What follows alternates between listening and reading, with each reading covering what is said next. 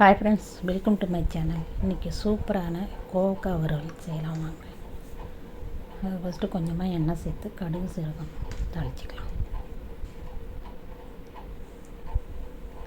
எண்ணெய் நல்லா காஞ்ச பிறகு போட்டால் தான் நல்லா கடுகு பொரிஞ்சு வரும். காயாத போட்டிங்கன்னா பொரியாத கடுகு வாசனையாக நல்லா இருக்காது. நல்லா பொரிஞ்ச பிறகு காஞ்ச மிளகாய் 1-2 சேர்த்துக்கலாம். கருவேப்பிலை போட்டு பொரிஞ்ச பிறகு வெங்காயம் சேர்த்து கொஞ்ச நேரம் நல்லா வதக்கிக்கலாம்.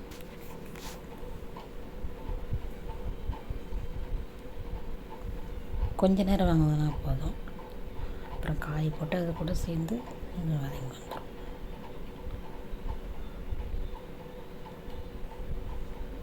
நான் இந்த அளவுக்கு நீளமாக வெட்டி வச்சுருக்கேன். தண்ணியில் எதுவுமே சேர்க்கல. அப்படியே மூடி சிம்மில் வச்சு மூடி போட்டு வேக வச்சோன்னா அழகாக வந்துடும்.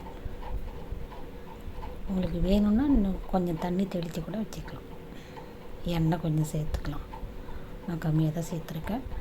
உப்பு தேவையான உப்பு சேர்த்து நல்லா கலக்கி விட்டு சிம்மில் வச்சு மூடி போட்டு வச்சா நல்லா வந்துடும். உங்களுக்கு நல்லா சாஃப்டாக வேணும்னா தண்ணி தெளிச்சிருக்கலாம். எனக்கு கொஞ்சம் கடிக்கிற மாரி நறுக்குன்னு இருந்தால் எனக்கு பிடிக்கும். அதனால் நான் தண்ணிலாம் எதுவும் சேர்க்கலை. இந்த மாதிரி ஒரு தடவை செஞ்சு பாருங்கள், சூப்பராக இருக்கும். இப்போ குழம்பு மிளகாப்பொடி சேர்க்குறத விட வெறும் மிளகாப்பொடி சேர்த்தா நல்லாயிருக்கும். காரத்துக்கு ஏற்ற மாரி மிளகாப்பொடி, தனியாப்பொடி கொஞ்சம் சேர்த்து அதையும் கொஞ்சம் நேரம் நல்லா வதக்கிக்கலாம். ஹையில் வைக்கவே கூடாது, சிம்மில் வச்சு கொஞ்ச நேரம் வதங்கலாம்.